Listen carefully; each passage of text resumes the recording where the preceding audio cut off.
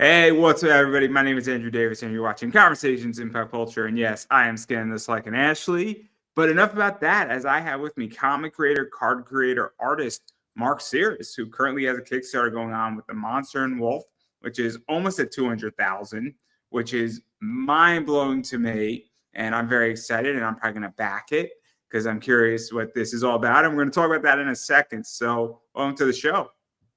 Thanks for having me. This is great.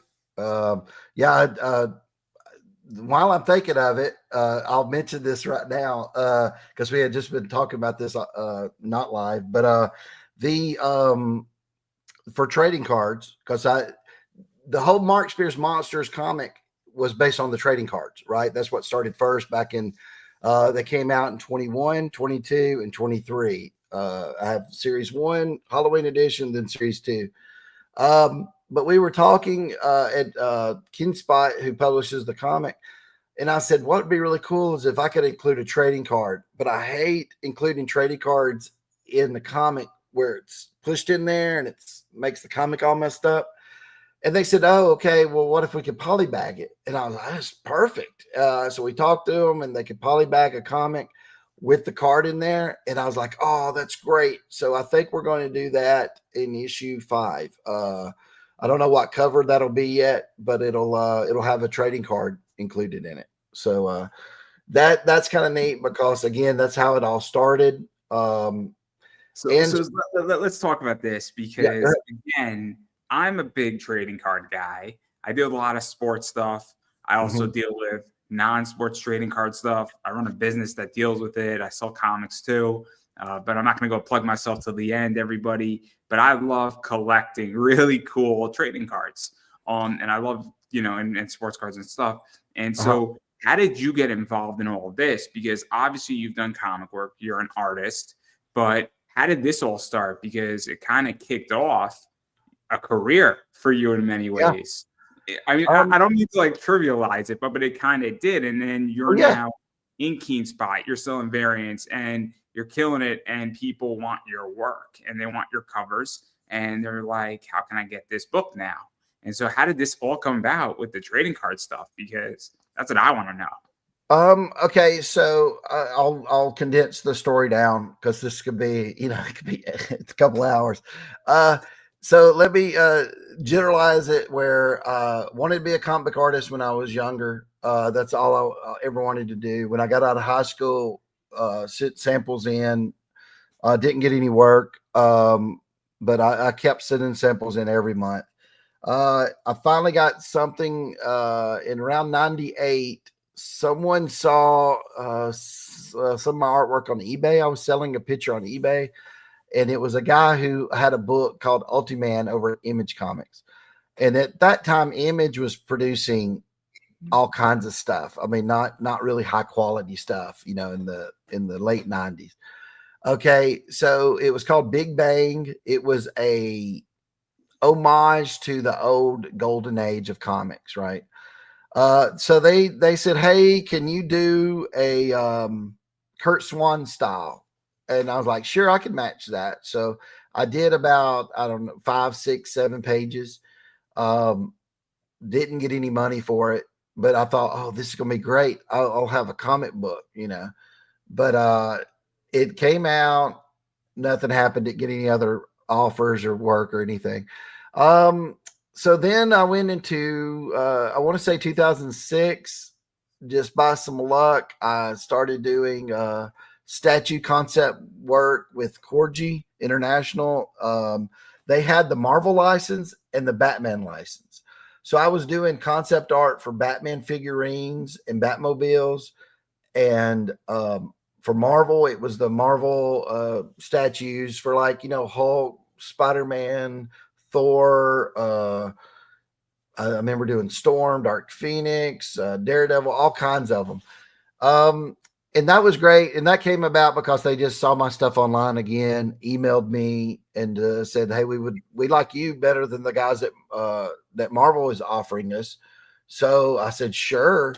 I didn't even know, what to ask for pay or anything, because I had no idea about this kind of industry. They were paying great.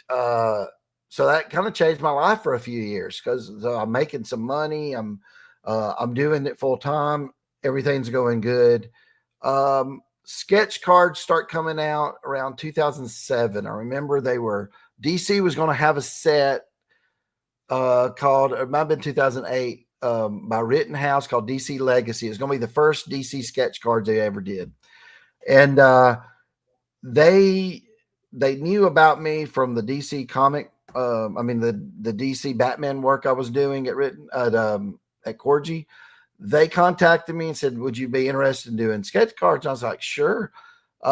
They liked them so much that what I did, they even put them on the box and in the promos.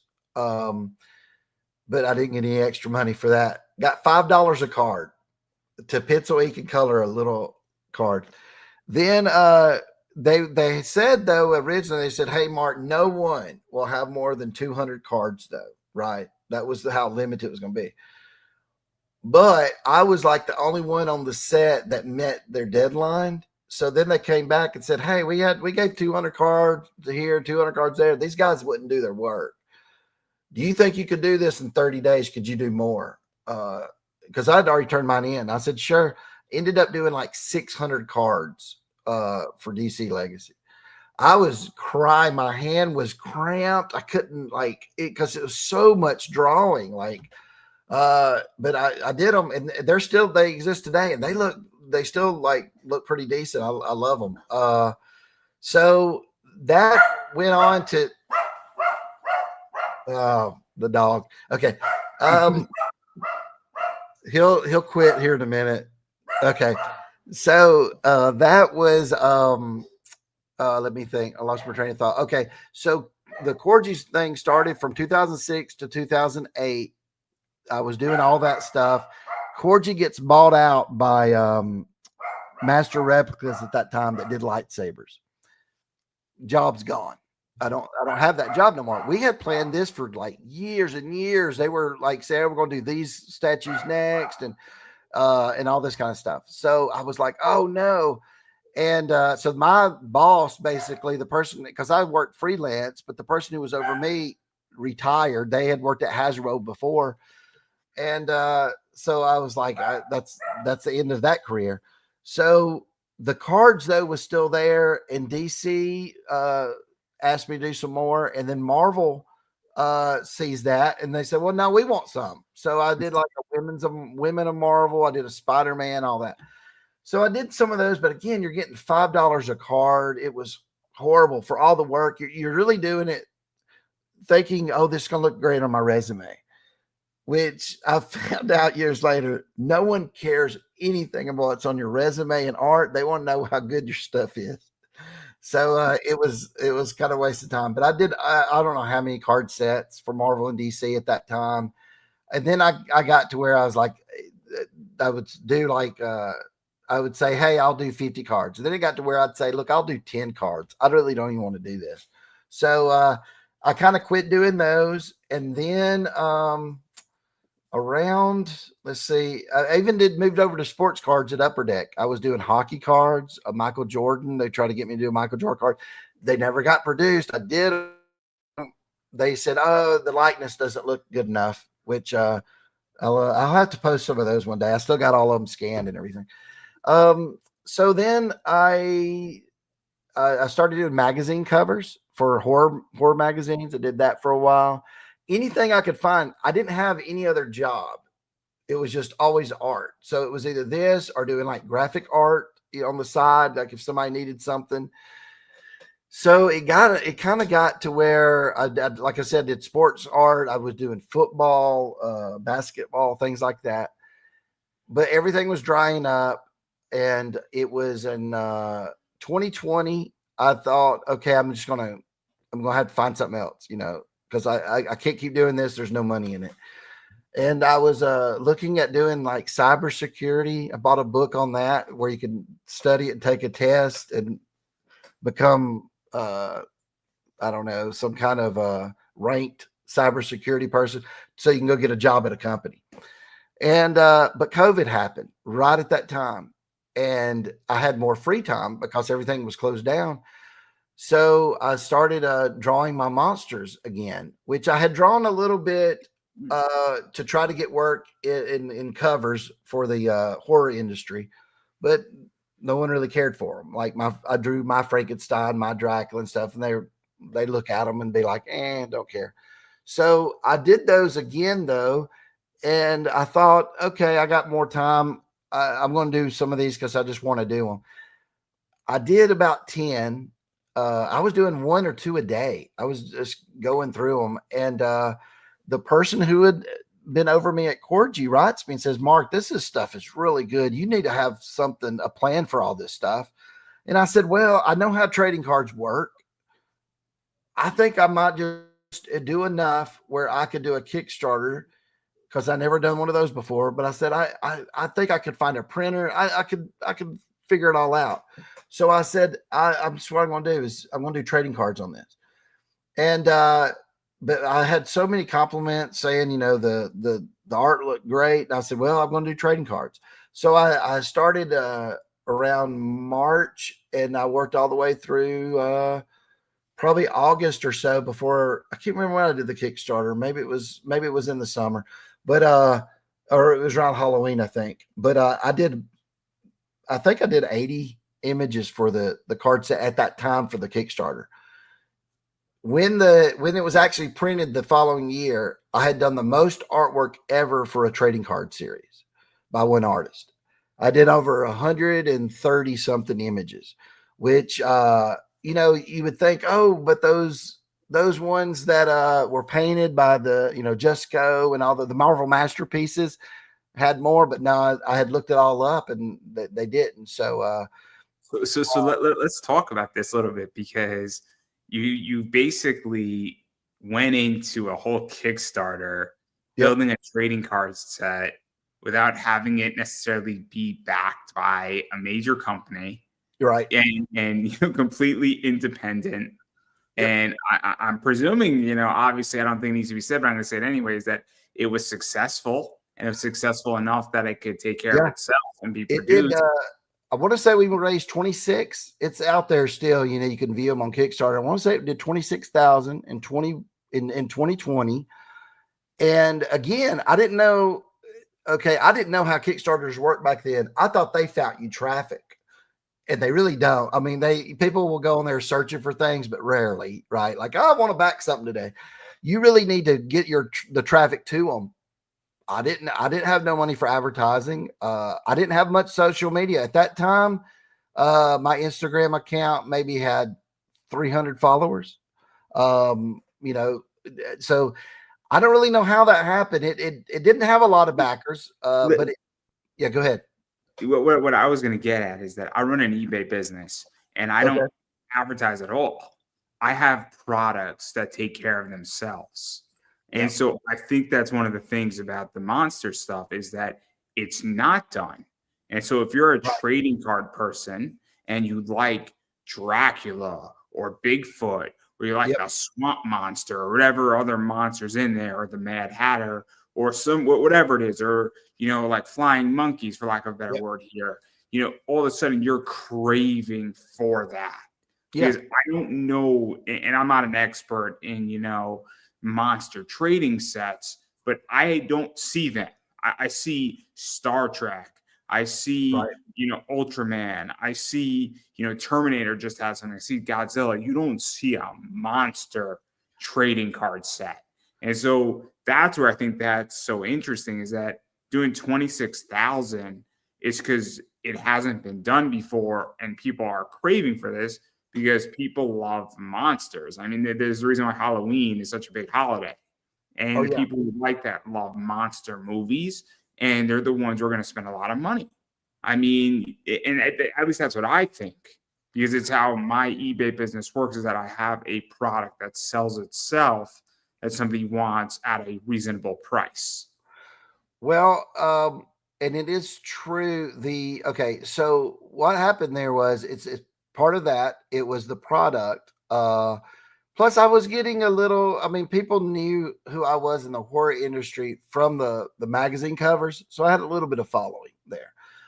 and they came over, and I had been selling stuff on eBay for years. So some of those people came over, but also when I was going to do trading cards, I wanted to do them my way. I wasn't going to do them the way everybody else was doing them that I saw on Kickstarter, unless you were Tops, which was also doing stuff on Kickstarter.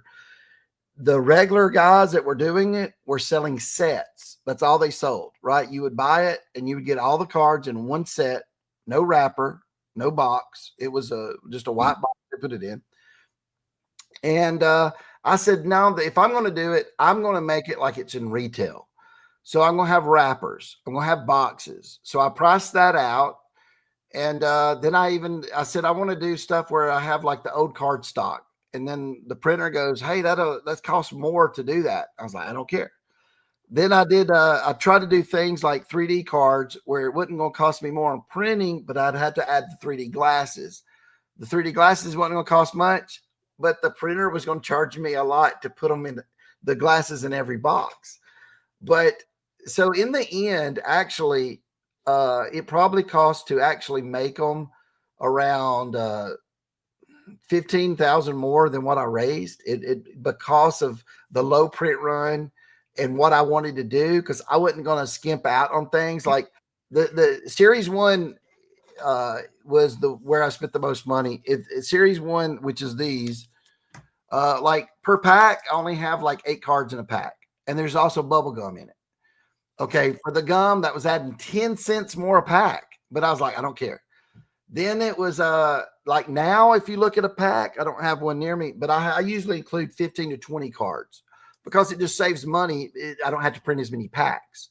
So that was one thing I had learned, but things like that. Let's actually talk about this a little bit because again, I cracked open the Wizard of Oz stuff and I have to release that onto my YouTube channel. So I filmed my whole reaction to it. And opening it up, and it's great. And I don't want to explain what's in there. I got a printing plate. I got 4 autographs. I got some cool stuff in there. Some bunch of art cards, really cool stuff is in it. But again, it's really enjoyable when you rip open packs.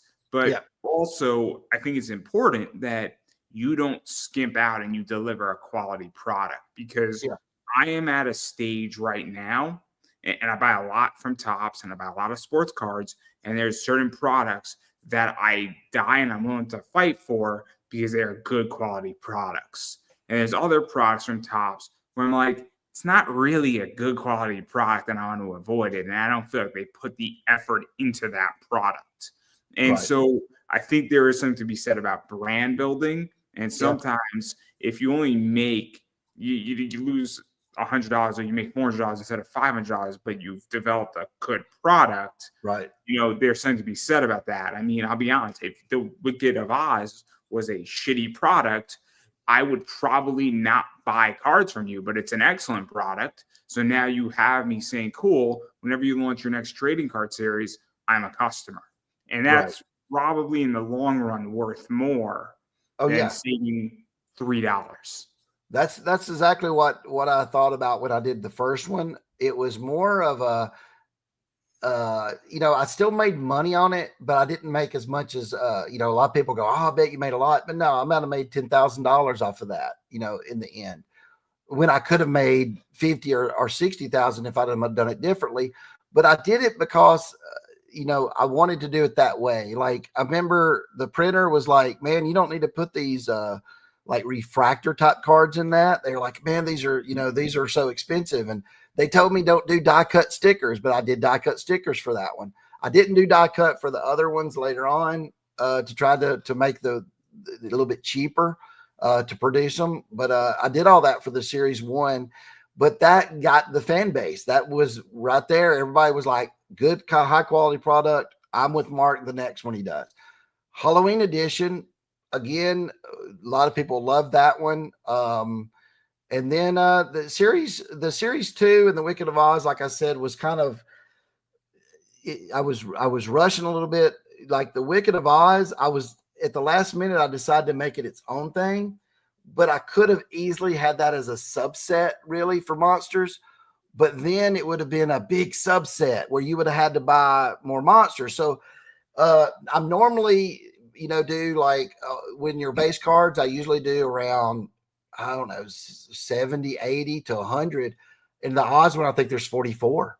But it's easier to collect. So, it had its advantages and disadvantages. Let's actually talk about the odds stuff too, because I'll be honest, the monsters, it's cool and all, but I'm not a big monsters fan, right? Mm-hmm. I love The Wizard of Oz. I love Alice in Wonderland. I love Neverland.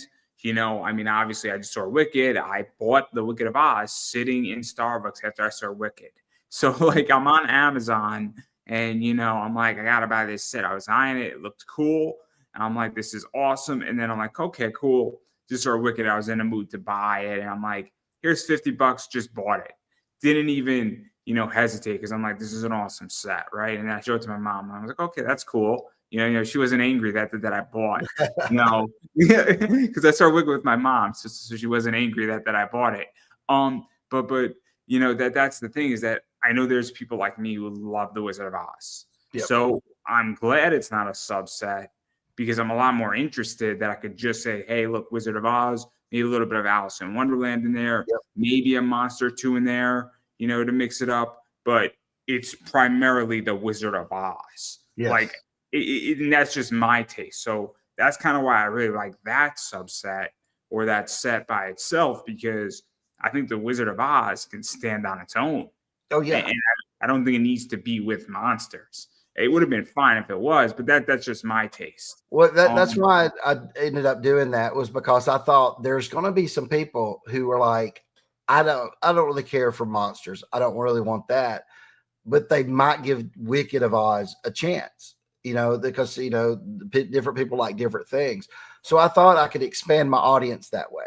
And if they like the Wicked of Oz, maybe they go, you know what? I'm going to try the monster one now, or vice versa. So I liked having two different products out there at the same time. Again, it's done well. I would have liked to have done it maybe, I had originally done, I had a list of all the characters I was going to do. I got maybe 3/4 down of the list. There was some more that I really wanted to put in there that I just didn't have time to get done. But maybe there'll be a series 2 one day. That would be fun. Defy Gravity. Yeah. I'm so sorry. I can't help it. I can't help it. I can't help it, everybody. I'm sorry. It's just I loved Wicked, in which that I did too. I thought it was going to be B+ movie. I give it an A-, and the reason why I give it an A- is that the ending of the CGI scene in the last scene, not to ruin it for anybody, sorry, spoiler alert, it was a little wonky with the CGI at the end, and I don't like. It needed to be about 25 minutes shorter, in which that it was a long movie. I appreciate what they did with it, and it was great, but it was like an A-, pretty solid movie. I thought it was going to be a B+. And Moana 2 just needs to step aside. I'm sorry. You had Moana 1, you guys already won the fight, but it's Wicked's time. Yeah, that was actually crazy for them to put it out at the same time, right? I would have saved Moana. I'd have saved it for some other time because Wicked is going to control the box office. And they're two movies that you would take, you would go to see. They're very similar like that. It's not like a horror movie versus Wicked, or something like that. It's so I wouldn't have had Moana out right now. But they want it out now because I think the live action version comes out next year. So I think Moana 2 did very well. Wicked has done very well, and they're both going to do really, really well. And then the third movie that's going to do well and clean house is Sonic the Hedgehog 3, because that movie is going to clean house, and it might even do better than Wicked, which is crazy. Yeah, that is crazy. But I'm a big Sonic the Hedgehog fan, everybody, in case you didn't know. Yeah, I see it. Yeah. I'm so excited for that one too. But I digress. That has nothing to do with your card set, but I do want to talk a little bit about that, because obviously doing a trading card set on Kickstarter is absolutely fascinating, because Richard Park Cards does a great job. Yeah. There's a Lost in Space one that's doing well right now that I'm super excited for. And what I like about Richard Park cards is that you could buy in for $5 and just test it. Same thing with the Lost in Space stuff, is that I like when trading cards, you could do real easy and get in for $5. Also, I'm a big fan of Richard Park's Ultraman stuff. I've done very well in stores with that stuff. I pulled several sketch cards, which are very cool. And he's also very accessible. I'm like, hey, is this how it's supposed to look? He's like, yeah, dude, don't like rip open the back. Because I've never pulled a sketch card before. So it's also like a $6 pack. So when you pull a sketch card in a $6 pack, I mean, I know that the card is worth more than $6 worth of labor. But what is that like? Because your set on Kickstarter wasn't that expensive, all things considering, and also figuring out the price points and all that stuff, because you don't want to be overly expensive, but you also want to make sure that you're not getting destroyed economically. And also when you're limiting boxes, you do want to preserve value, right? Like, I don't want you to sell one of these boxes for $10, because then the value sort of disappears to a degree, because it's tricky, because there is a collecting element of it. There's a value element of it. There's a resale value of this whole thing, because when you have a card collection, at some point, it's going to get out onto the free market. Right. When I did my first one, I studied a lot of other Kickstarters to see what they were offering, and how many people actually wanted that. So I've tweaked it over the years, but I kind of hit it about the right way with I had a thing where you could get everything, like a whole set of all the cards, but it was going to come in like a white box. Well, those guys would be like, yeah, but I still want to open packs. And I'm like, okay, well, I'll tell you what, I'll throw in boxes with it. But because I think the first series, when you bought a hobby box, it came with a complete base set inside. And they were all happy about that. With the Halloween edition the following year, I did not do that.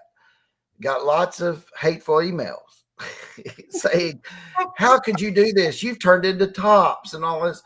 What I did was that series, the Halloween edition, which I think is the most successful in terms of the feedback I got. I have variant sets in it, parallel sets, but they're all numbered, right? So it'll be a card. You'll get number 4 of 99, and it's stamped on there. And people like that because now they know they don't have to take my word for it of only 400 were made. They go, oh, I know how many were made, and mine's number 76 out of 199.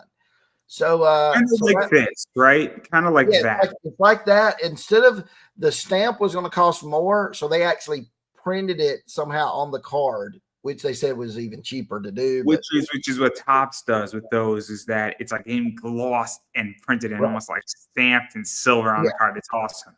But sorry for interrupting. Continue. Yeah, no, that's exactly what it was, and people loved it. That one but I didn't put a complete set in the box because I went with my gut, saying, look, if you can put a complete base set, you're wanting to collect all these inserts. You're going to have all these base sets sitting there and you don't need them. You don't, there's just wasted cards. So I thought if I did it all random inside where you don't know what you're getting, you might get 3 autographs. You might get a bunch of those low numbered cards or something like that. So I thought I'll just have it all random. Most of the people, the majority, loved that because that meant it gave them something more to collect. It's interesting. It's interesting. So my favorite sets to collect is when Tops or Panini. I just bought a football set, and it's the 38 base, and there's a 101 parallel in there. Oh yeah. Now it's a $200 set. Yeah. But so you get the 38 base set. That's a $75 set. No matter which way you cut it, what you're really buying is that 101 for the $200. So now I have a reason to go pick up, and there's only 38 of those, right? So, I'll buy 2 or 3 or 4. And there's multiple reasons. A, I'm looking for a player or two that I want.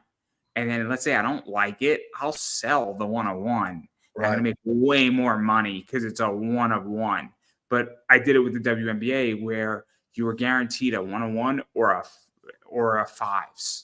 So there was 6 parallel cards of each player. Yeah. So you were going to get something at a 5 or a 1-of-1. And, I got 1-5. I got like 3 out of 5 of Aja Wilson, who's an amazing player. I love Aja. She's fantastic. And then I got a 1-of-1 card. So again, though, it's random. And now I have a reason to collect something. Yes. And that's what I like because great, you can give me the base set. But if you're going to tell me I'm going to get 5 random cards that are going to be inserts, numbered, autographs, like there's now a reason for me to collect something. Well, I mean, that's why, I try to put the printing plates in there too. I try to make it to where you got a good chance of pulling a printing plate. I try to make it.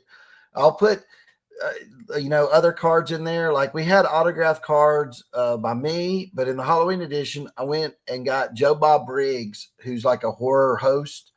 And I got him to sign about 100 cards. Well, he really only signed about 30 of them, but sent them back to me, and I got those inserted in there. So it was neat things that you could find in the box. That's why I thought it was the best one of the series so far. The one that's going to come out next year is going to be called Halloween Edition 2025. And I'm using that same example like I did before with the numbering on it, the inserts. Because honestly, people that are into cards, the base is the least important thing to them. Honestly, they'll look at the base once, go through it, and now it's the inserts. So I'm the complete opposite, right? So I'm a sports card guy, right? I want a base set, right? So this is just how I approach baseball. Okay. I want my series 1 and my series 2, and I want the whole thing. Then everything off of that in Topps Chrome, Topps Cosmic Chrome, Ginter and Allen, updated series, everything else out of that, I want all the cool shit. But I want the base set because the base set is the core. So as a collector, I want the core and then I want to work outward. And I also don't want to miss anything in the core because I don't know because I'm looking at rookies. So the base set rookie stuff, because if you pull the right rookie, you're going to make money. Like a Paul Skeens is a good example of that. A Paul Skeens rookie card now or an LED like Cruz is desirable. And so I don't have a problem with going that route. And I'm more concerned about the rookies because I don't know who's going to be the best in 10 years from now. You got a young 21-year-old. I hate to say this, but he hasn't proven himself yet. True. But then all of a sudden, 5 years later, the guy is the superstar. And then, he signs a $776 million salary. Not that happened this week. I mean, God forbid. It wouldn't be that the New York Mets just made an excellent move. I wouldn't happen to be a New York Mets fan. I have been waiting all my life for this moment. That's a lot of money, man. They spent a lot of money. It's a lot of money. I'm with you on that. Of course, sports cards and non-sports is a little different on the base because I used to collect back in the day. I did a lot of basketball and baseball cards. And you might have a guy that you can tell me I'm wrong, and everybody can tell me I'm wrong. That's fine. I'm a weird one. I think you're completely right because you never know what player might do good. On mine, though, if a guy's got a Dracula base card, it probably won't be worth more than the 2 numbers back of the another card. But and I had thought about that before is like I could sell the base separate and then a box of just inserts, things like that, because I don't want it to be where someone wants to throw away my cards. I hate that. I think it's not a waste of where they go, oh, I got so many, Draculas. I don't want those. And I don't want that to happen. So I was trying to get a good a level of, that's why I made it random where even the base, you had to try to collect the base. Because if you insert a whole base set in every box and they buy 10 boxes, they don't want 10 base sets. A lot of times they might sell them on eBay or something, or they'll just chunk them or something. I don't know. Because again, I mean, my Wicked of Oz set, not through in my video, but I didn't pull any repeats in the whole thing. Wow, that's pretty good. Yeah, but of course it's a lower. Yeah, it was what 100 cards, and that's pretty good though to not and to also get a printing plate and autographs and stuff. That's a good box. I'm missing 2 out of the base set. Okay. And hopefully the way it's designed, you'll buy 10 boxes to get those 2. I think I'm missing 44. And 44. I think I'm missing 4. So those are the 2 that I'm missing, but I think I'm going to be able to find them on eBay. And I have no problem spending $10 for 2 cards because it's cheaper for me on the base to get it. And again, I just want a base set for my own personal collection. Right. So, that because I love the Wizard of Oz and it's a cool set, right? And it's a nice little set in my non-sports trading cards section in my binder. It's one of those things as a collector, I'm not looking to make money on this set. I'm looking to have a set that's going to be a fun thing to flip through that goes with a bunch of other cool stuff that I have. But at the same time, when we start going into parallels and monsters and autographs, that's a whole different ballgame. But also, what is, if I got a 1 out of 99 or a 1 out of 25, I mean, it is a cool thing to have in there too. Oh, yeah. So, but again, I mean, I absolutely think it's great. But again, I get that sports trading cards and non-sports trading cards are way different unless you're dealing with things like Star Wars. But then again, there was just a base set Star Wars from like 1978 that sold for like $87,000. And that was a base set. So who knows, right? Well, now on my other cards that are out there, since they are very limited, only so many were made. Like I said, like Wicked of Oz, only 200 of those little boxes exist.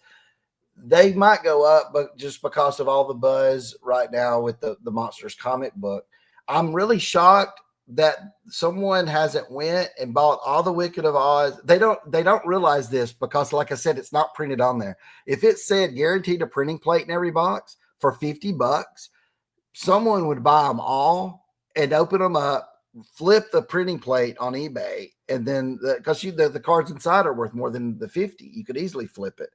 But they don't know that because it doesn't really guarantee it, because it could be there could be a box out there that doesn't have any, so I don't know.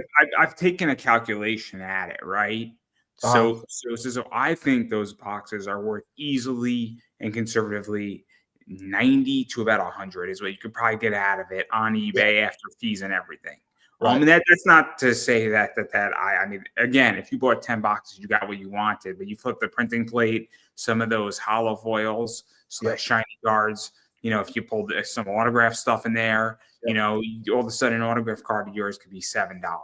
Yep. So all of a sudden, it is great. Maybe a card, the base set is a $2 card. A regular insert is maybe $4, a hollow foil is $6, and then an autograph is $7, and then a printing plate might be $25 to $35 conservatively.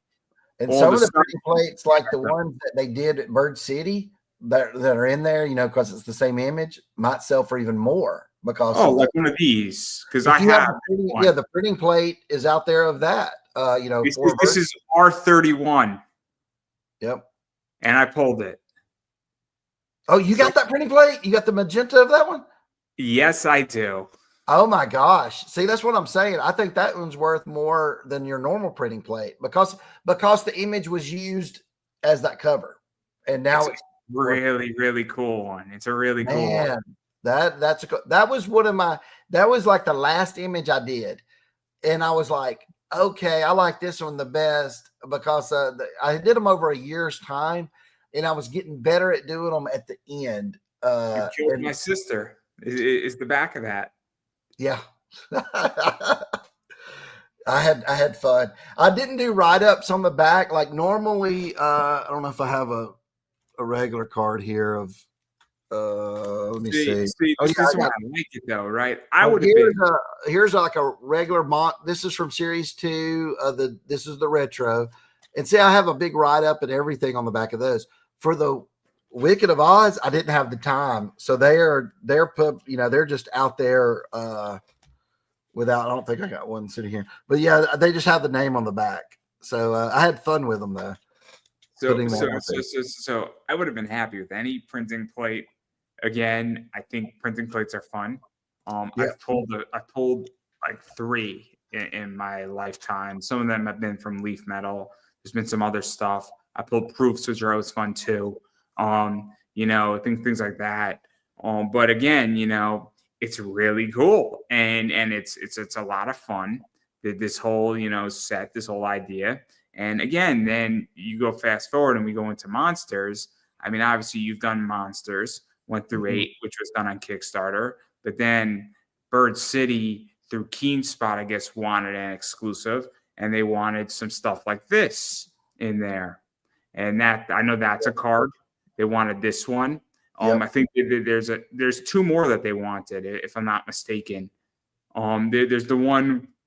It's card 44, I think. Yeah, the ball with the witch is over it, looking through the ball. And then you got one of like the kind of monster flying monkeys type thing, I think. Yeah. If I'm not mistaken. And I think they're all limited to 200. They're doing well on eBay. A little bit out of my price range right now. I might wait till it cools down a little bit, hopefully. But they're really cool. And so, like, what's the story behind that? Because the Kickstarter stuff, I think, is self-explanatory, except the fact that you released all 8 at once, which is wild to me. That's just a wild idea, because I'd be terrified to release 1, let alone 8 at once. But again, I mean, what is this like? Because it's interesting, because you did very well on Kickstarter with Monsters, but then Keenspot has picked it up, released it into retail, and then now Bird City Comics wants the art for this, and obviously they're paying an exclusive for it and using your art, and there you go. I mean, it's perfect in a lot of ways. It worked out where, because I'm so busy doing the regular Monster covers, and then I'm doing stuff for DC and Dynamite. So we come up with, I took a bunch of the artwork I had from all these trading cards series for years. So I had, I picked up around over 100 images and put them in a folder. And I'd forgot that I put some Oz stuff in there, but I guess I did. And I sent it over to Keenspot. Keenspot shows it to Bird City, and what they pick, they said, we want the Wicked of Oz stuff here. Because it was good timing. The movie was coming. I mean, they picked this when it was for sale. If you look at the day it was released, they picked it the night before and said, we want this. Can you put trade dressing on it? And I did. And then they grabbed it, screenshotted it, and put it on Instagram, said pre-sale tomorrow, whatever. So I didn't have plans to do the Wicked Witch or anything on a cover, because I was like, the story right now doesn't involve her. But it's made me change my mind, going, man, people like that so much. I probably would do that down the road. Everybody's been asking for the Tin Man, because I really like my Tin Man concept. I might put him on the cover. I was from the old school of there you go. That's why I put one on Monster and the Wolf. I was from the class of people who, if it's on the cover, it should be in the issue, or at least in the series. But comic collectors now, are a lot of them just want what's on the cover. They don't even care. The story's separate to them. So either they're reading it and they don't care that it doesn't match up, or they don't read it inside and they just collect it for the cover. But I might put some Wicked of Oz stuff on there. I even have on the Kickstarter the Wheelers, one of the Wheelers as a 3D cover, because I thought it just made a great 3D cover. So I even have that one on there. But it was weird, and I've had so many people talk to me in the last week or so about the Wicked of Oz stuff. It's by Bird City doing that. It has woke people up to this, that I did the card series, and that arc still exists. And they're like, oh man, when's your next cover going to be like that? And so, yeah, I would have planned it. If I would have thought about it, I would have said, you know what? We need to have the book that comes out the end of November needs to have a Wicked Witch cover to it. I didn't think of it. So this is the printing plate, by the way. Oh, awesome looking. Yeah, that color really shows up. You know, like yellow is really it's not a great printing plate, yellow usually, but that one's great. That's as good as a blue or a black because it really shows it. So that's cool, and I like it. But I would have been happy with anything. I mean, I would have been happy with anything. Anytime I get a printing plate in something, I mean, oh yeah. Again, it's a $50 thing. I wasn't looking for anything. I was thrilled that I got an autograph, and then I pulled 3 others. So I pulled an autograph of that one too. So like the gold, and it's awesome. So I love anytime you can get a 1 of 1 where you're the like a sketch card's cool, but I also like the printing plate because it ties it into something else, you know, the actual card. So I love printing plates. I think that's awesome to have something like that. It's really fun when you get really cool stuff. So like I've had a lot of top stuff, and I've been buying tops for the last 3 years. And about 6 weeks ago, I pulled a 1 of 1. Oh. I pulled a 1 of 1 of something that was really cool. It was of Mark Vientos, and it was one of his major home run things that happened in the playoffs. So again, not that many people know that I have it, and I'm doing something called collecting the rainbow. So collecting the rainbow is you get all 6. So there's a 1, a 5, a 5, a 10, a 25, and a 49, and then the regular. And so my goal is to collect the rainbow and have them sign all 6 of those cards. Oh man, wouldn't that be something? But I've probably bought close to like 20,000 cards from Topps. Never pulled a 101. So when I pulled that 101, I'm like, oh my God. But like again, it goes to the idea that anytime you pull a 101, or even if like I don't know how many autograph cards you sign, but I know they're limited. You know, I know there's not a lot of them. So that's cool for me too. I'm like, oh, this is really cool. Yep. I have an autograph art card that's cool. And, you know, again, it's something that I appreciate, and that's fun to look in my box, and then my, you know, page is now in my binder. I mean, I put the printing plate right in my binder, and, you know, it's like, and I'm just like, man, I wish I bought more of these things because this is awesome. We're also, I'm doing a CGC event. It runs through the 20th of December. And for the first time, because normally I didn't one before, they're sending in comics, but for the first time, they're actually allowing you to send in cards. So if you have some of even my sketch cards back in the day, stuff like that, you could send in like printing plates, all that, to get it signed and graded and encased and all that stuff. So that's a cool thing going on right now too. I forget that that's even happening. I'm hoping there ain't gonna be too many where they say, Mark, it's gonna take you a month to sign all this stuff. I don't know, but hopefully it ain't gonna be too many. But that's still going on. They had extended it till the middle of December, so it's December 20th that's going on.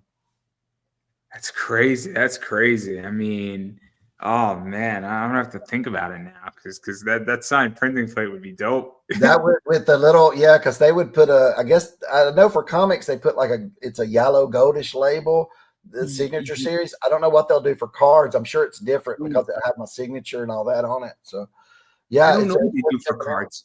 That's a really good question, because Beckett and PSA have their own way to do it, where it's like they grade. Beckett can grade an autograph and grade a card. Yeah, which I don't get that. I don't get that component. But neither here nor there. I'm not one to question the gods of Beckett and PSA DNA. I'm going to be sending them a lot of stuff anyway soon enough. But the point I'm making is that I don't know what CGC does, because I've never actually sent a card to CGC. I haven't, me either. So I'm really interested in what they do. Like, what is it?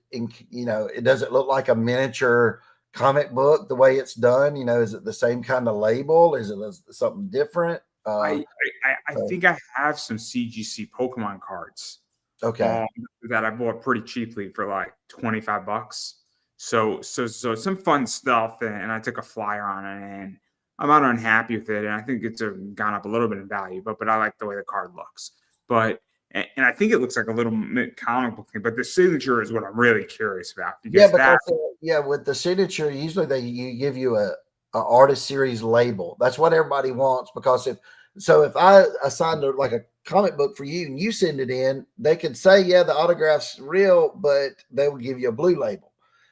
So the yellow with CGC, I'm wondering if you send in during that time, like the printing plate, will it get you a different label saying this Mark signed it and it gets this label? It'd be interesting. You know what? I might actually write them and ask them, and I'll let you know, because I'm curious myself, because I do know a lot of people are sending in the cards. I don't know anything about the autograph side. I know about the yellow label, right? Because I've sent in yellow labels. I've had CGC witness it. I've had CGC be like, "Oh yeah, we have a new policy. This is done." I'm like, "Why didn't you people tell me that the first time? You guys made me sweat." And we said, "I got a sketch," and I'm like, "They're like, oh yeah. What you need to do is just bring somebody when you pick it up." I'm like, "Oh, that's great, guys. You could have told me that over the phone, and I would have been so much calmer. You know, it would have taken you 30 seconds to tell me that. I wouldn't have had to worry, be like, what do we do here, guys?" They're like, "Oh, yeah, you just bring the CGC guy with you while you pick it up, and we know that the artist did it." Like, I'm like, "Thanks, guys. Really made me sweat for like an hour. Really appreciate it a lot." But beyond that, CGC is great. A 30-second conversation could have saved me a good hour or two. And maybe I have that happen a lot with different people, where different companies and stuff. I'll be like, "Man, you just cost me all this time. If you'd have just told me this or that." Yeah, that happens. It wasn't even time. It was just nervousness. It was unnecessary stressing me out.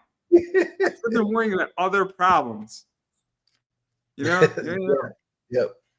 I'm just saying that the 30 seconds could have saved me like a good 3 hours of worry.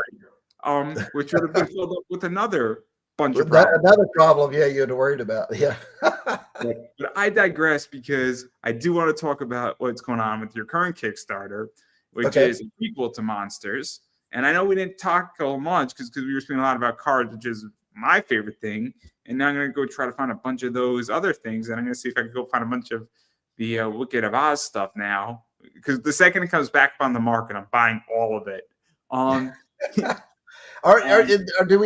I sold out at Amazon? You are. I probably bought from you on Amazon too. Because I'm the only one selling over there. Let me check real quick and see what my inventory is. Sometimes Amazon moves things around, and I actually have it there, but they're changing, from one location to another. Let me look. I know I have some though. Let's see. I got some monsters there. Yeah, you're right. Out of stock. Nope, completely gone. I tell you what, if you want to write me after this, I can sell it to you. It'll be the same price, and that way you can have it quicker.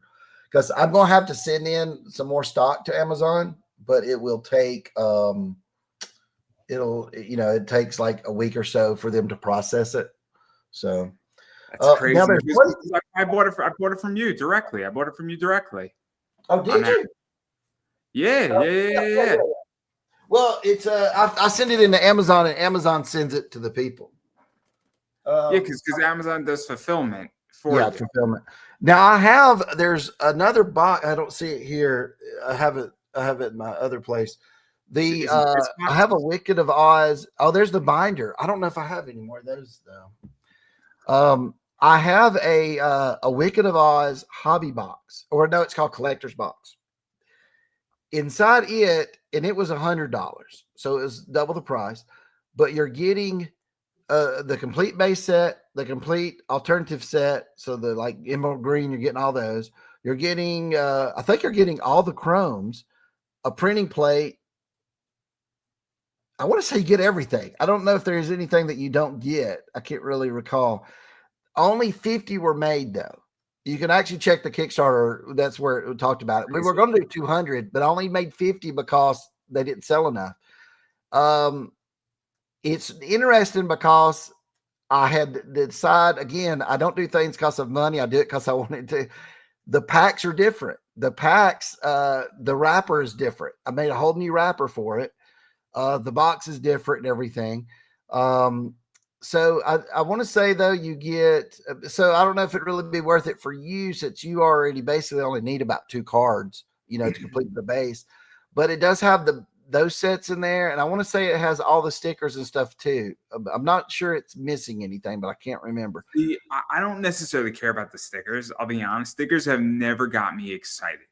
The only stickers I ever liked was Garbage Pail Kids. When I collected Garbage Pail Kids when they first came out. I like those, and I like the Wacky Packs stuff. Oh, yes. Wacky Packs I love too.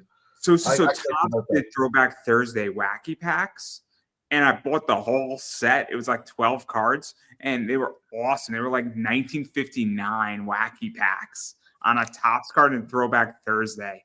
I did these. These are Series 1 stickers. They weren't included in packs. I just did these like for a couple of Kickstarter members, and it was I forget which all the ones in there, but I love Garbage Pail Kids so much. Even on Monster and the Wolf, you could see that I did there's another one. I did a Garbage Pail Kids homage of Atom Bomb because I just love that feeling of collecting those back in the day. I loved it. So like I'm not like Topps, I think does Garbage Pail Kids, and they do them like Throwback Thursday Garbage Pail Kids, like for like a week, right? And it depends on who's in there, right? So they did like Red Foreman from That 70s Show, and I love That 70s Show. Yeah. And so I buy, and then they did Andy Kaufman, and I love Andy Kaufman. Oh yes. So like I'll buy specific ones just raw, and I'll pay more for them because they're awesome. Yeah. But like I'm not like a huge Garbage Pail Kid guy collector. I'm not like a whack. I would rather collect the ones like you're saying, a special one that has a meaning to that's based on something. I've not went back and got that because I still remember them having them the first series and stuff like that. So I don't really need those.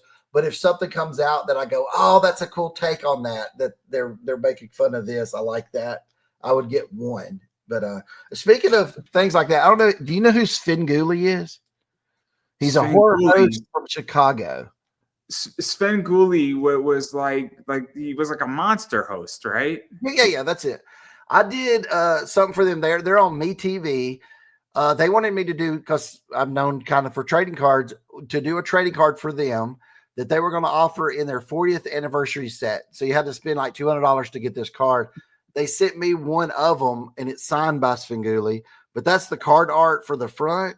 And then I did on the back, I did him as 40 years ago. So that was a really cool thing. See, I'll never part with this because he signed it and everything. So that's awesome. That's awesome. Again, with cards, there's things that I don't want to part with. There's things that I don't want to give up. And then there's things that I have no problem selling. It's so interesting. In that regard, in which I have rare cards, and it's really hard to say goodbye to them. But then there's other things that I'm like, yeah, you want to give me $400 for that? I'm in. I'm all good with it. I mean, here's a card I did. It was a Kickstarter reward. You could put your kids. So I made this card, and the guy got his 2 kids on wanted posters of monster slayers, and the mummy's holding it up.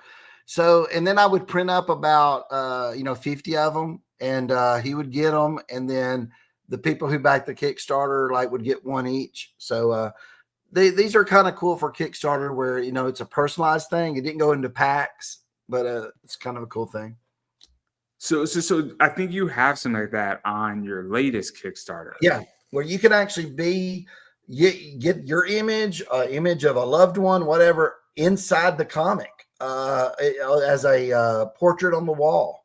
I even have, you can get your name on Dracula's list. He's going down a list. It's going to be a whole page of a list where Dr. Frankenstein's at the bottom and everybody else is checked off. So it's like he's visiting all these people, and you can have your name right there. And when it goes to comic book stores, which this will be printed in comic book stores sometime at the next year, probably toward the end of the year, you can go to a comic book store, open that up, say, look, that's me. That's me right there. See, I have a friend, Todd Kelly, and he did a book about, dogs. And so what happened is that there's all these extra dog characters in there that then you get your dog drawn in.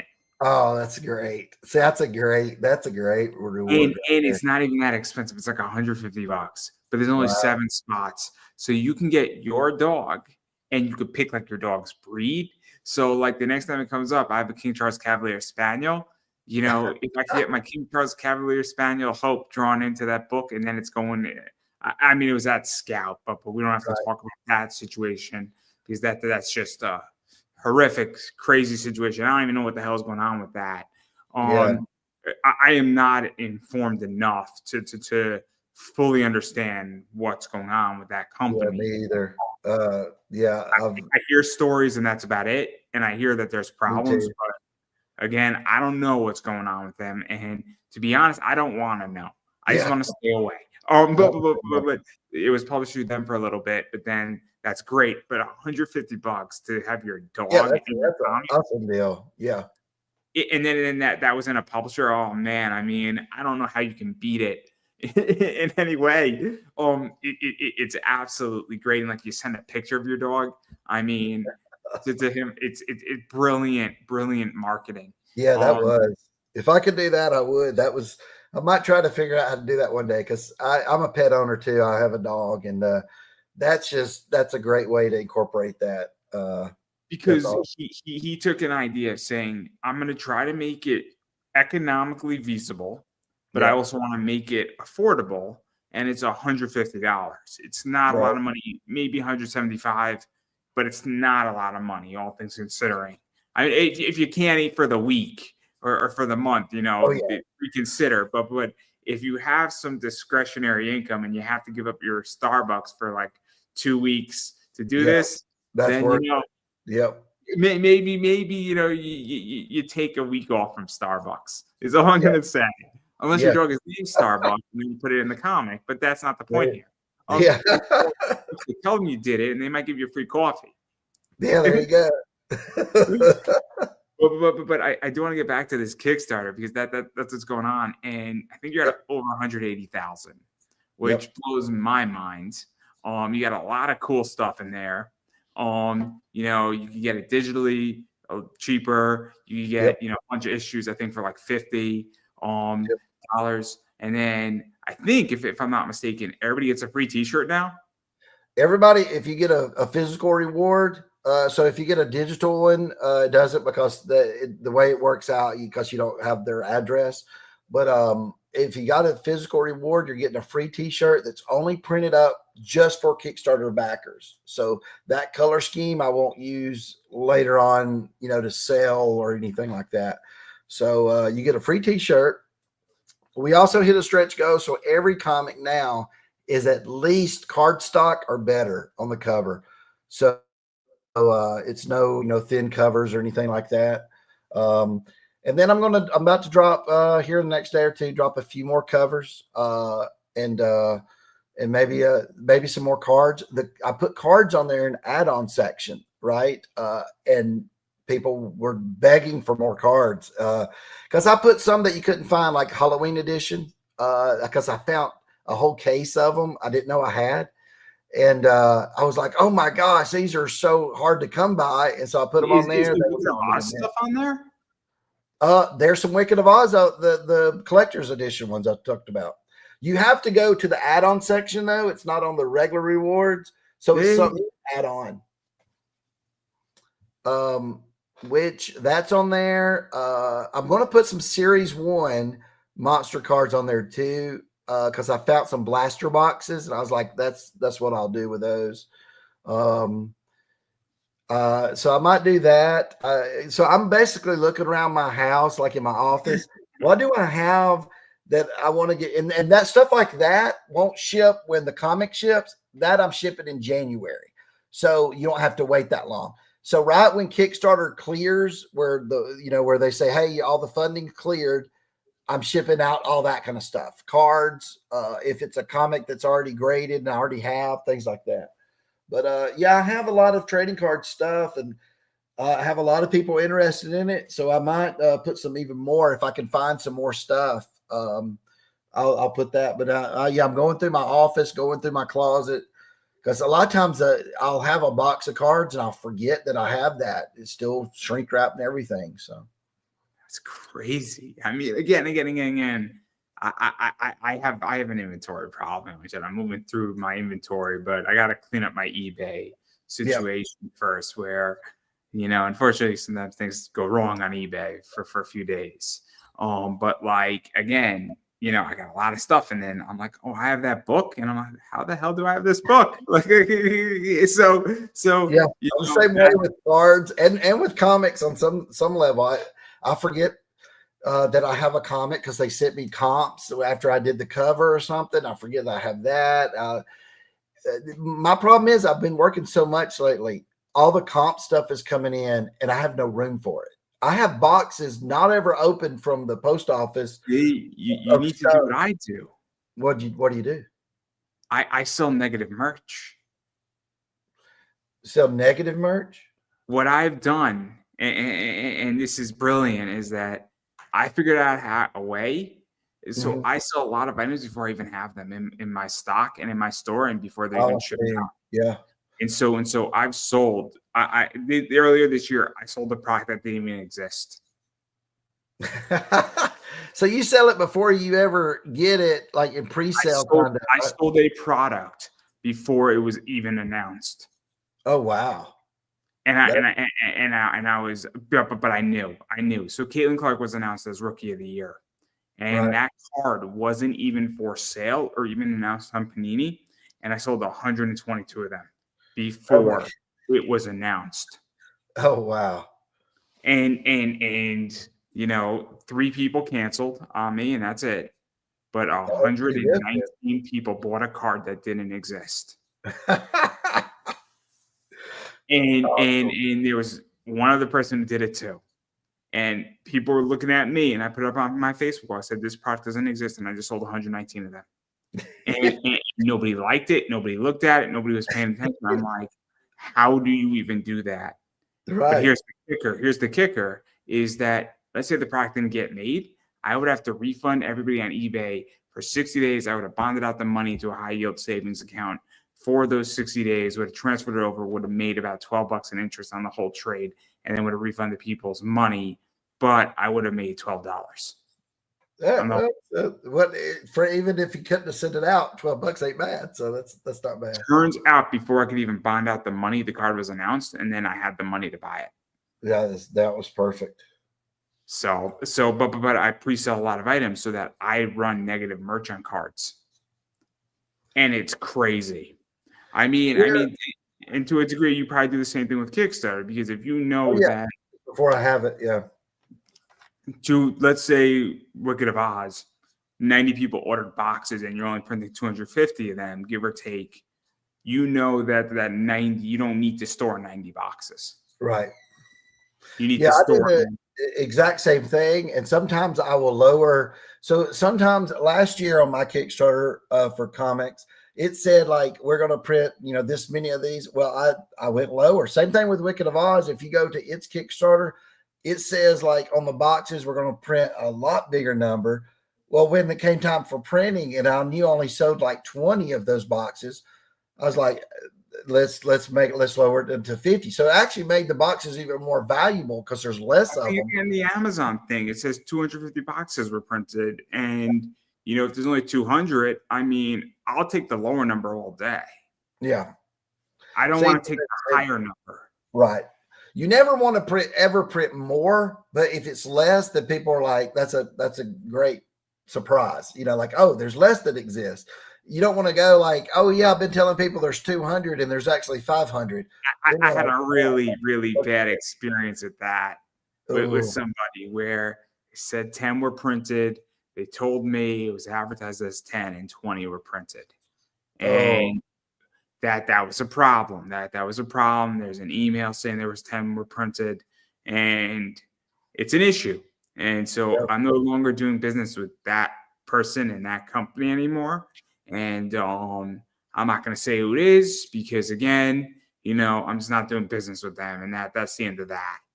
And I'm licking my wounds, but I'm very wary of print numbers right now. Yep. Of numbered books, I am very wary for a reason. It scares me now, and it's a problem. When somebody says there's 2,000 copies of a book printed, I'm like, I don't know if there's 2,000 copies anymore. Right. With cards, it's different. So what I was thinking of doing, how I was telling you how they have the little, you were showing the little numbers where you can get one of 199. This is two of 199. On that, because I'm with you. Someone could say there's 2,000 of this comic exist, but there really could be 5,000. You have no way to verify it. But what I was going to do on that comic that we're going to include the card in the poly bag, I'm going to have that card numbered to where now exactly, right? So I was like, so say we pre-sell, because that's what I'll have, it'll pre-sell them. Say only 1,500 get sold, it'll be 1 of 1,500, 2 of 1,500. And I was like, that's a great way to show those people, yes, this is how many exist. Because cards will do that. Comics, you just don't know. You're right. It's so tricky. I mean, stuff like this is really helpful when Panini does this because they put 1 of 1 on the back, or this is a 10 of 10. So they will put number 5 out of 10, and that's really, really helpful. Because again, if you go and get that stuff graded, if all of a sudden their CGC or PSA DNA or somebody else has 6 5 of 5s, I mean, we got a problem. Yeah. and we got a major problem. But I don't expect Panini or Topps to be doing that. No, I don't think that they're in that business, because I think it would be more damaging to them if they printed 7 101s. Right. But it's easy to find out too. If people start posting that on social media and stuff like that, you're easily going to find out they printed the same card 7 times, that they wasn't supposed to or something. I'm sure Panini and Topps doesn't do that because it's not good for that player either, and it would be cause of action for that player to break their contract. Yeah. I mean, exactly. Angel Reese has a multi-million-dollar deal with Panini. Caitlin Clark has a multi-million-dollar deal with Panini. Paige Buchers has a multi-million-dollar deal with Panini. Probably upwards $8 to $10 million, easy. Mm-hmm. Yeah, I think Panini is like, well, we're gonna go make an extra $1,000.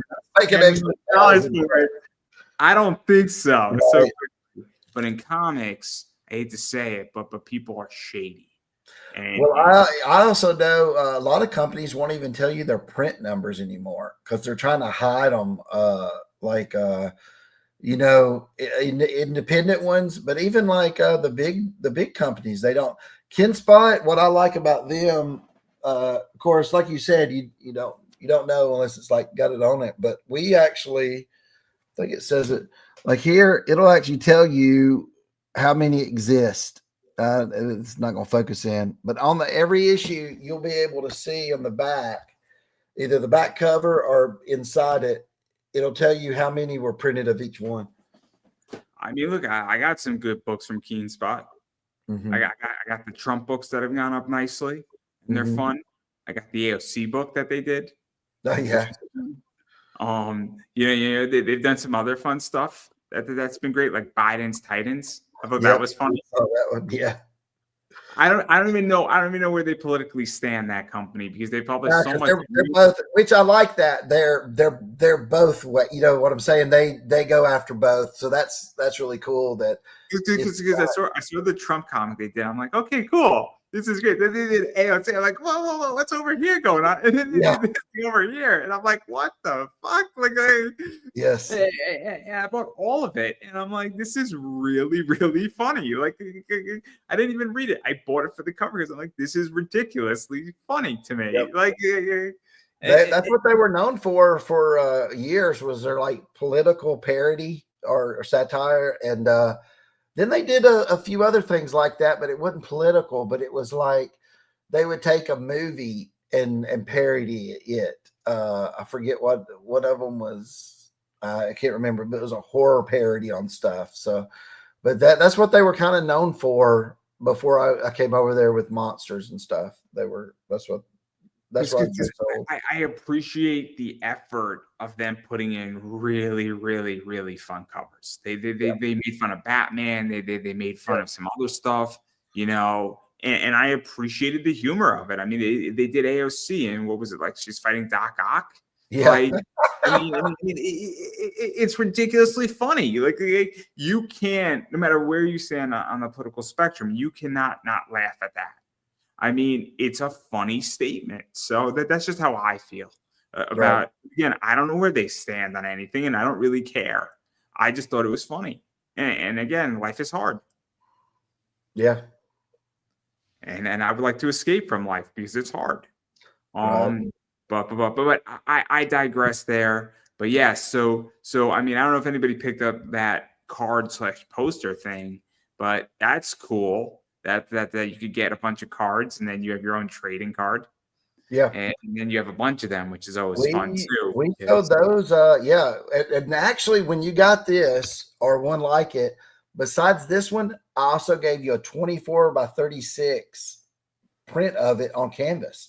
So they got like a really good deal. I think it was like $750 to do that, but you got like a complete set of cards. You got that, you know, it was like personalized to them. So, yeah, usually it was the same people getting it every year when I'd offer that, because I was like, okay, next card, you know, and it would be funny because the kids were growing. I could tell, you know, it was getting a little bit bigger every year. So, but that was fun. And I might offer something like that when I do cards again next year, because that was a fun little thing to offer. And then obviously, I mean, I showed the Tin Man already.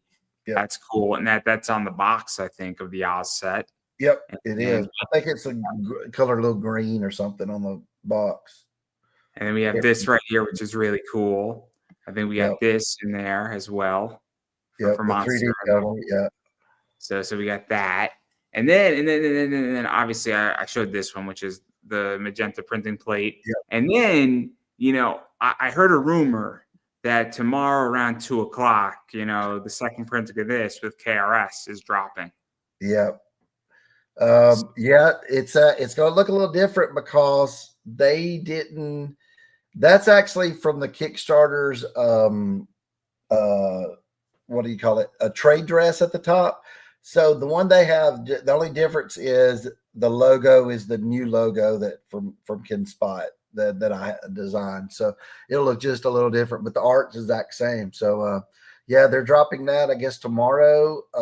I told them I would send them the updated artwork. I finished it up earlier today for the printers. So I know that's going to be, I think, like 450 copies, I think. Yeah, I think yeah. I think it's going to be like $30, which is pretty cool. And so I think that's technically the second printing of the book. And so that's number for. I guess it's number 2 second printing. Because that one says number 3 on it, but that was from the comic. So I think it's number 2 second printing, or it's for number 3. I can't remember. I think it's number 2 second printing. So you're right. It'll but yeah, I had fixed the art up, so it doesn't have that number on it now. So and then I believe you are the only one who's done this as well. And I think you're a first-year comic artist who's done and worked on Spawn. Yep. I started out doing 4 issues of Spawn in the same month. They all came out: Gunslinger, Spawn, King Spawn, and Scorched. And right now I'm doing a mini series of Spawn called Spawn 77 that I'm getting to write and illustrate. So I'm taking over everything except lettering.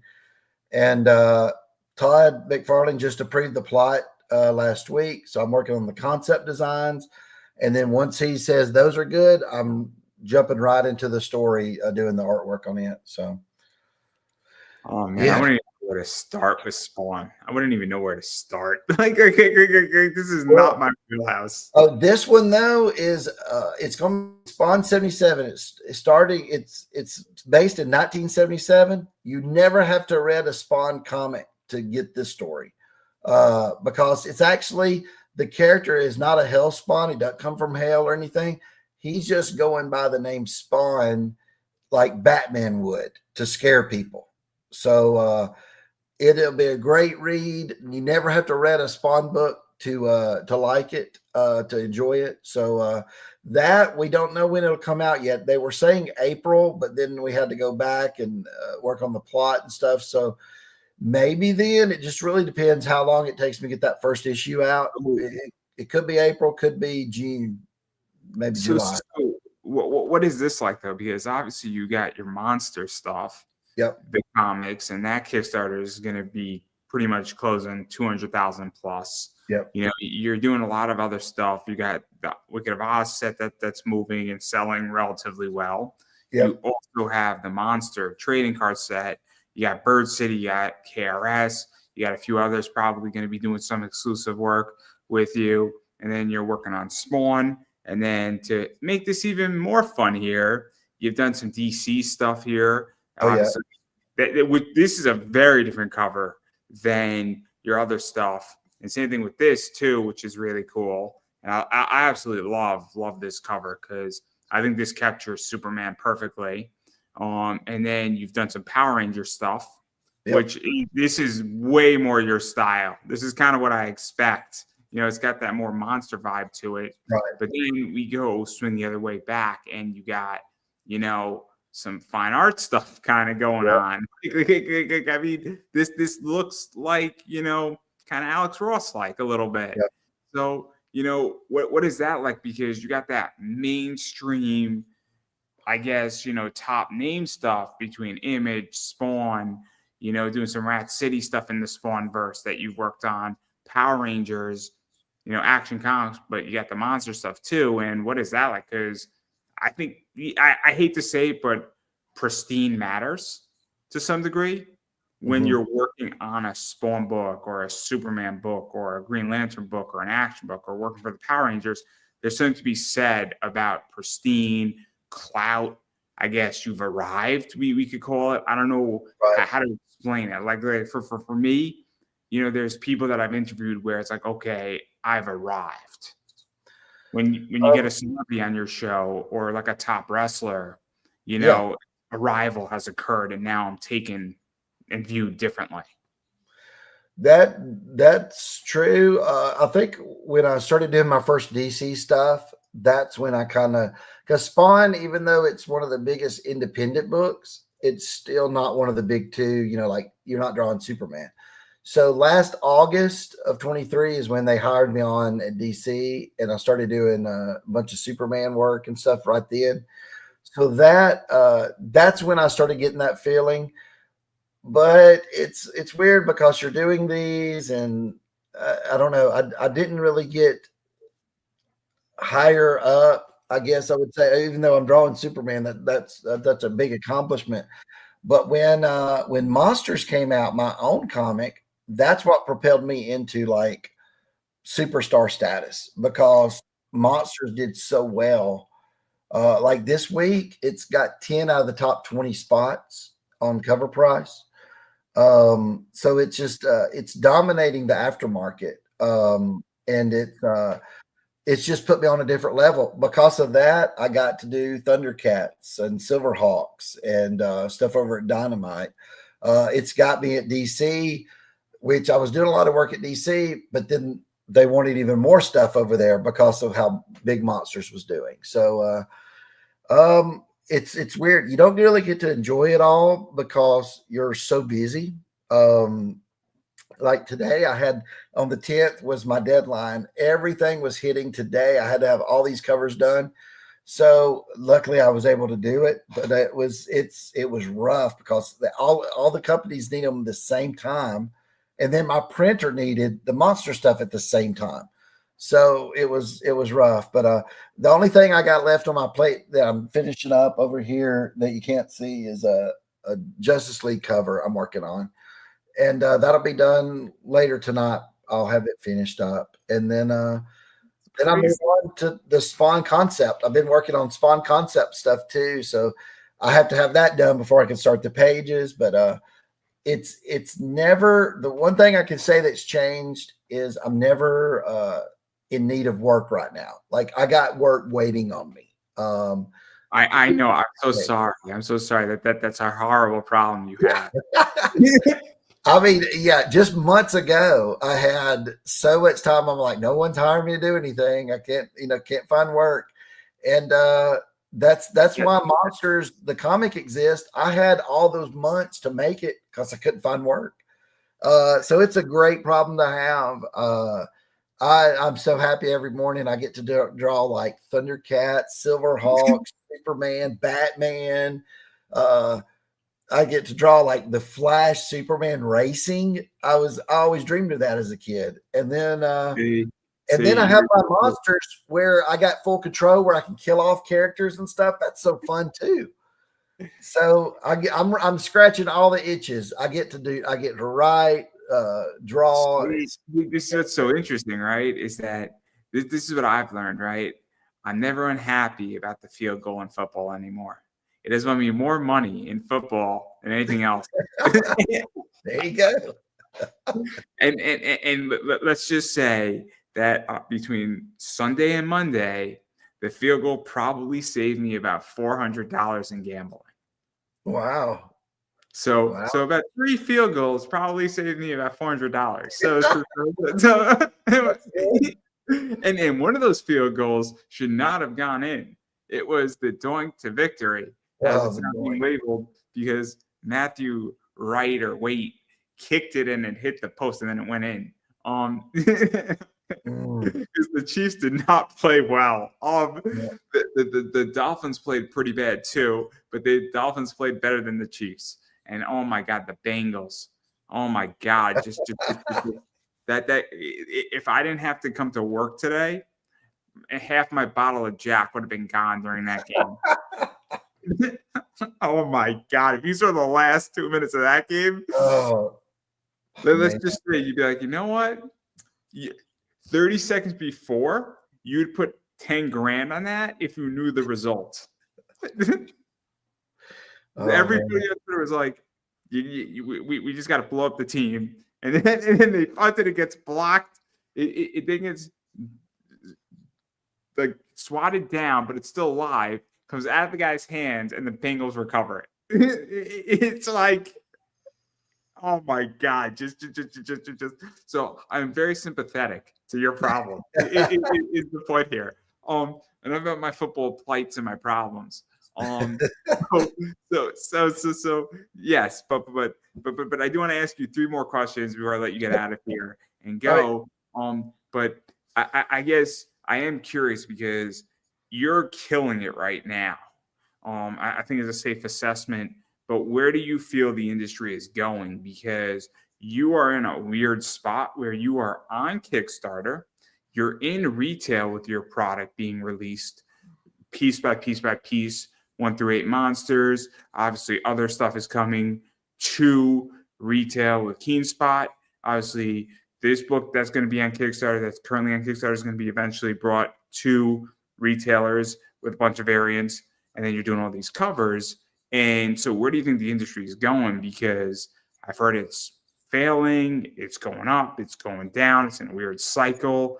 And I've heard everything and anything. And I also heard that it's the Big Bang, meaning that everything is just exploding outward. But there's also going to be a point where there's going to be so much content that it's going to be death because there's too much. I've also heard that, the big 2 and the big guys are struggling.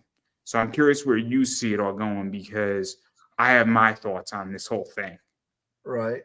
I do think, of course, there was a boom during COVID because that was a boom in trading cards as well. So that was just collector boom. But if you remove that year, comics weren't doing horrible. Back when I wanted to be in comics, they were doing great, like early 90s. When I owned a comic book store around 2000, they were doing decent. Now, though, they're a lot lower. So it's the pay scale is bad in comics, and I was asking some people that I was like, where's the superstar artist? Like, so when I started doing comics last year, I was like, where are those big names that you would follow, like the Todd McFarlane, the Jim Lees, and Alex Ross and J. Scott Campbell? And it's weird. There's not a lot of guys like that now, like the new generation of that. And I think what's happening is they're pricing people out of comics to where the pay's not there. So if you're a great artist, you go somewhere else. You go to toys. You go to maybe it's some type of trading card. Maybe it's a video game. I'll throw a name out there. I don't know if you know the name Adrian Sabar. No, I don't know who that is. Adrian Sabar did about 10 comics. He did a book called Bang Tango. Bang Tango was 6 things to the interior. Guy is in Argentina. He lives in Argentina, and he's a painter. His paintings sell for $150,000 to $200,000. So why? And he sells all of his paintings. So he'll do, like 20, 30 paintings a year. And if you're selling it for $200,000 a piece, why the fuck would you want to be in comics? He could spend, and so Guy was talented. Bang Tango's concept, the way they were moving musical notes around in a dance scene across like 4 pages, brilliant construction. Joe Kelly wrote it, and Adrian Sabar illustrated it, but there was no money there. And so like but you had a superstar artist who probably, if he was in comics for 15 years, would have had some of the most memorable work. But he then basically said, I'm going to be a painter and I'm going to sell conceptual, awesome paintings for a lot of money. And so, I mean, I think that's part of it, but I also think they're pricing out the customer. I mean, $6 for a comic book. Yep. I mean, it's a lot of money. It's a lot of money. I mean, but then when you go to the comic company who's doing that and you say, hey, I need a raise because doing this for like $550 for a cover is crazy, when they'll tell you, we don't have any money. We don't make any money off this. So what happened? Because back in the day, a guy would get thousands and thousands to do a cover, just penciling it. And then the inker would come in and get money, and then the colors get money. So something happened to the comic industry while I was away from when I wanted to be in comics. You're not going to like it. I can tell you exactly what happened. Well, I know the collector boom that the drop. It's not that. It's not that. Everybody thinks it's that. These companies became publicly traded. Oh well, that too. Back when Marvel and DC were, happened. I'm sorry to say it. Yeah. When Marvel became bought by Disney, they became a corporate budget line. And this is part of it's the collector issue, and I will grant that, but that's not where it is. That is the tip of the iceberg. And the thing that sunk the Titanic wasn't the tip of the iceberg. Right. It was the bottom of the iceberg sunk the Titanic. And it's the fact that it's a budget line. Warner Brothers Discovery owns DC Comics. Yep. They have a budget line, and they have X amount of money to do X amount of work in DC Comics. And it's up to the president / CEO / the COO of DC Comics to say, we have $2 million to do all these covers. And that's what it comes down to. Yeah, I think so. If you add those things together, all those things we just said, I think that's what's hurt comics. Plus the renumbering, right? When they started going, we're starting over again with numbers. We're starting over again with the numbers. Variance has hurt it, because back in the day, it was one cover. Now there's 10, sometimes 20. All that being said, though, probably number one on that list is content. I think there's not great content right now. I could name you a few of the biggest independent hits, and I could count them all on my hand in the last 20 years. And okay, so if you heard of the show on Amazon, Invincible, you heard of that? Or Kirkman? Yeah, I know. That's why I read Invincible. Okay, Invincible as a comic never got 20,000 in sales. It only hit around 15,000. And normally that would be considered not a hit at all. Okay. So that, but it went on to become this, it sold in trades, and then it sold to the TV show, and I love the TV show on Amazon. So what I'm saying is there's not big hits. Big hits would be Saga, who had about 40,000, average around 40,000 an issue. Walking Dead, though, it took 100 issues before it got into the 40 things range. So I'm thinking something's out there where it ain't resonating with people. I mean, what was it? Grant Morrison's Happy? Yeah. It had 2 seasons on Sci-Fi. Happy is 5 issues. I don't know what Happy did on numbers, but the show was brilliant. Well, even The Boys, was a huge success on Amazon. I don't know The Boys numbers, but with Monsters, we're hoping to change things. And we went from 11,000 first issue sales, which was pretty good with no marketing or anything. 14,000 on issue 2. Never been done in modern history. Only Teenage Mutant Turtles in the 80s did that. So, which people aren't talking about that, but that's a huge deal. No comic book in history besides the Turtles went up on second issue than number 1, except us. Third issue, we just broke another record. I found out today, no one's ever done. We went from issue 2 at 14,000. Issue 3 is so far, it might climb up a little bit more, but we're only talking diamond pre-orders, 37,000 for issue 3 of Monsters. We're the fastest climbing comic of all time. So is that because the only way I can explain it then, it's got to be content. It's resonating with people somehow when other stuff doesn't.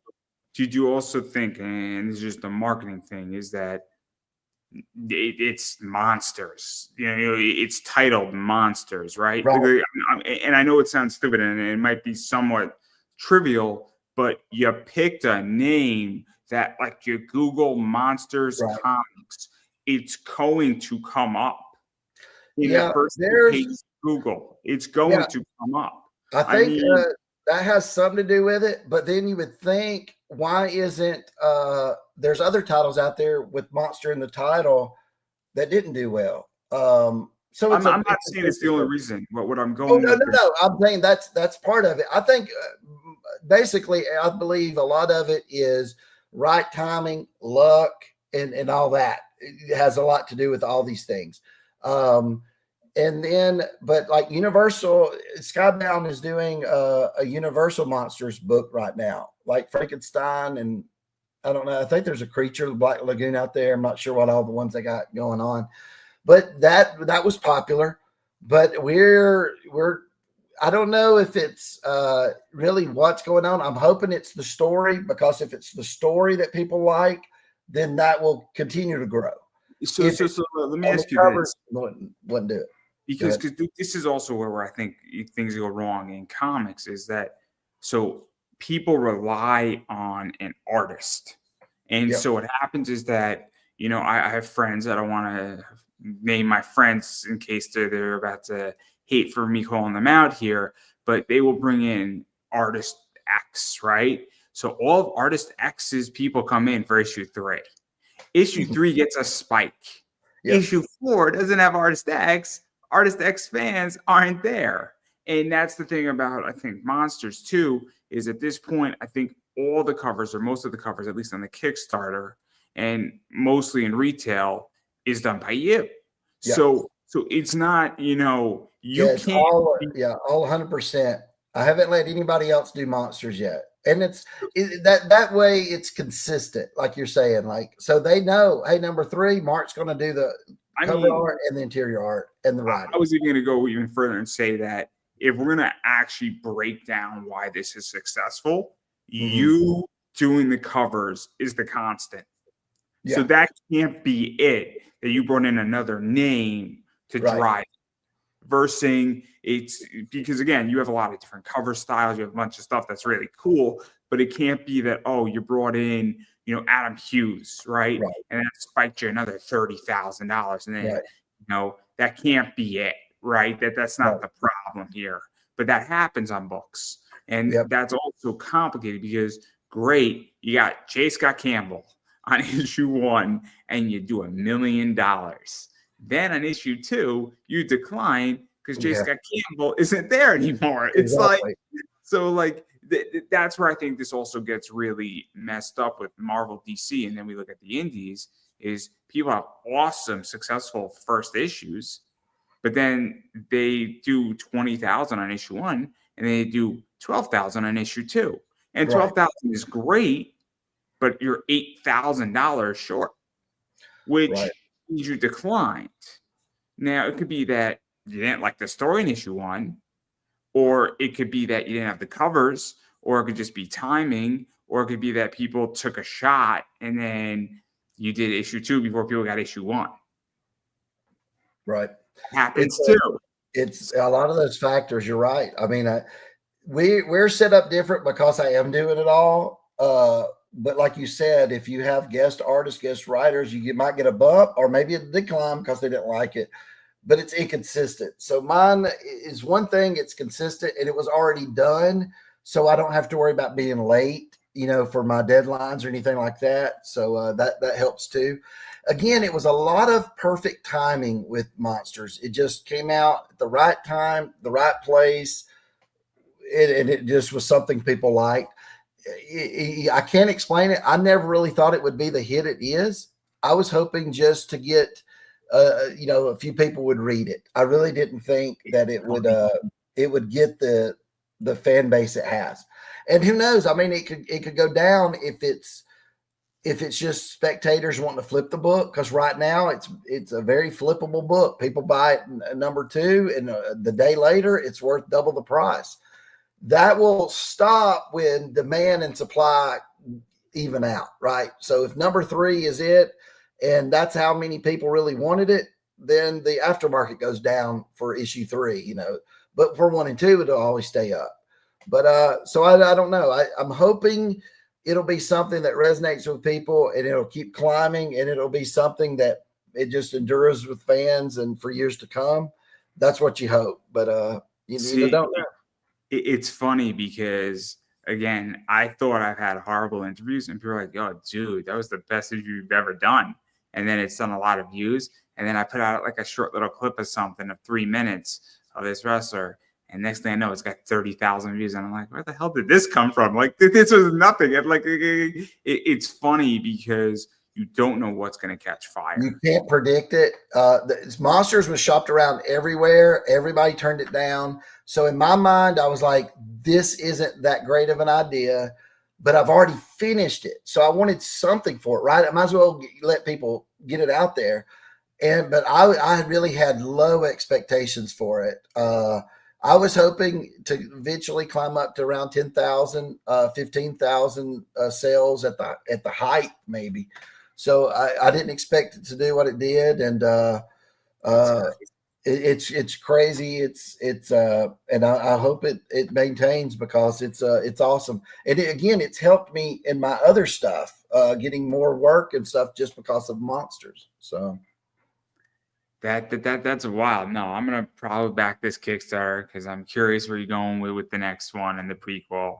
I may pick up a book or 2 in this whole thing. I'm gonna be eyeing for some interesting, a good entry point into this one right here. I'm gonna be eyeing, but I might let it cool down a little bit because, again, it's just such an iconic scene. It's just such an iconic scene from the Wizard of Oz. But I digress. But I do want to give you a chance to promote yourself. So where could people find you, hit you up, check out what you're doing, all that fun stuff, everything that's you got going on, and all that stuff, because you got a lot of stuff going on. Well, okay, there's the CGC event, last 10 more days. So if you have some comics, you can go on CGC and or do a search on Google, CGC Mark Spears, then it'll pop up. But that's for comics and cards. For the Kickstarter, you can type in markspearsmonsters.com. It'll take you right to the Kickstarter, or you can go to Kickstarter and search for it. It's Monster and the Wolf. We've got till Christmas Eve. So we got about 15 days, 14 days. And then I'm going to be adding a few more things, and like I said, with cards and stuff like that. So keep an eye out for the next couple of days on that. You get a free T-shirt if you back it with a physical reward. All the comics are card stock or better. If you want to reach out to me to contact me, or if you just want to follow my socials to just see artwork and stuff like that, I'm Mark Spears Art on Instagram, Mark Spears Art on Twitter, Mark Spears Art on Facebook. And also Facebook has a Mark Spears Monsters page I have, and a regular Mark Spears page. So I guess that's it. And in December, if you're a comic book fan, I got some DC covers, some Green Lantern, Superman covers coming out. Monsters #3 comes out in January, along with I think it's a Shazam cover, and DC versus Vampires, I think, comes out in January. So all over the place. There's a lot of things out there. Just you can go to your comic store and say, hey, what Mark Spears covers you got coming out, and they'll let you know. So, but it's been fun, Andrew. I enjoyed it. Oh no, I'm happy to have you on. And then I'm just going to quickly promote myself. All my stuff is down below. I am Pop Anime Comics on Twitter /X, Pop Anime Comics on Instagram. Share a lot of cool stuff there. Haven't in a while, but I got a lot more stuff coming out. I am Pop Anime Comics on Facebook. I am Pop Anime Comics on YouTube. I have a lot of content, a lot of interviews, almost 1,000 interviews. And yeah, I've been doing this forever. I've been doing this since 2011, everybody. Me. In one way or another, I started out in audio, and I'm republishing all of that stuff from back in the day. And all I'm going to say is that it's a little stiff. It's a little stiff. It's like a chop in the edge of the ring by Ric Flair. It's a little stiff. It's a little stiff. Don't ask how I know. Don't ask how I know. But all jokes aside, I am publishing a lot of that stuff because a lot of that stuff is really cool stuff. Interviews with Chuck Dixon, Denny O'Neil, Howard Cruz, Debbie Derryberry, Bob Fingerman, people like Santine Phoenix, people like Keith Silverstein, people like Chris Daniels, Nixon Noel has been on, Leva Bates has been on, a lot of cool people. I've had the Bushwhackers on. You name it, I've touched it. A lot of cool people. A lot more people are coming on in January when I'm really fully back interviewing. But again, if you don't want to miss any of that stuff, a lot of that stuff is being published again. So all those interviews that I did in audio on my podcast almost 11 years ago or 13 years ago, almost 14 now, is actually coming out daily on YouTube. So you could really catch that stuff. And there's some good stuff in there. So please subscribe there. It's Pop Anime Comics on YouTube. And then furthermore, I do run an eBay store. So look for comics and collectibles. Come shop with us on eBay. And I carry a lot of stuff, a lot of comic books, a lot of stuff. I got some little jacks coming in, which should be really cool from Comic Mint. I also have a bunch of stuff like this, which are rare base relic numbered cards. So it's 99 or less, sealed packs. I got Aaron Judge stuff in there. I got Pete Alonso stuff. And I do carry a ton of base relics. And I just so happen to pick up some Juan Soto stuff. So again, got a lot of cool stuff, and I got a lot of relics, and I got some Juju Watkins. They put a basketball on a card, everybody. They put a basketball on a card. So I got that stuff, and you name it, I got it. And if I don't have it, ask me, because I might have it. And if I don't have it, chances are I know somebody who does. And I'm more than willing to help you find that person so you can get what you want. I've done it for plenty of my clients, and they always come back to me, and they're always happy. So that's kind of everything I got going on. And I'm still trying to figure out, because I've sent out this card to a bunch of people, and people are saying they can't see it. They can't see it, man. They can't see it. And I'm like, I sent you. They're like, we feel something. And I'm like, let me contact the company. The company is like, we can't see it either. So they're like, I don't think they sold me a faulty product, but I can't see it. And I heard that the last ride is occurring with said person. And he did meet a lovely person in England. And he said, well, sometimes people can't see me. So I guess that's the whole thing with that card. So you get that card from my eBay store and you can't see it, and you file a claim with eBay, I mean, I don't know what to say. But I do have those in my store, and I am running low. I think I got like 5 left. It's a really good product. There's only like 200 of those. Really cool product, really fun product, and yeah, I think those are going to sell quick soon. Especially because it's his last year. So very excited for those. But again, if you can't see it, I don't know what to say. But that's everything that I have going on, and I'm going to give you the last word. That's it. Just thanks for having me. You have Merry Christmas, everybody watching.